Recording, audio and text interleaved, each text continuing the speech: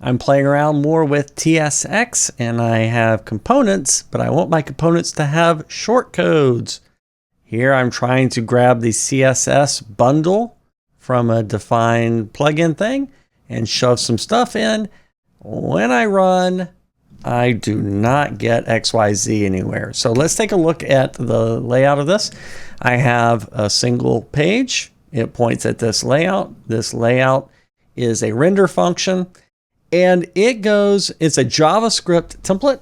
And so things are bound to this. So for example, this is the documentation on JavaScript templates. And you see that shortcodes and filters and things like this appear on this when you're inside a JavaScript template. And what I'm doing is this.get bundle, and I'm doing heading. And this is probably the problem, is that this gets executed before heading gets executed. And that doesn't help me a lot. Let me take a look at the wire. You should take a look at the wiring for how this got in here. This is a problem because 11 doesn't manage the calling of the shortcode or the macro or whatever you might want to think of this in Nunjux or whatever. Preact does. What do I mean by Preact? I'm using the Preact renderer. The Preact renderer to render JSX to a string. And I need to make shortcodes available in subcomponents.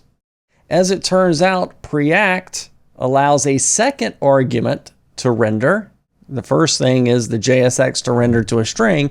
The second thing is an object that will be available as this.context on all subcomponents.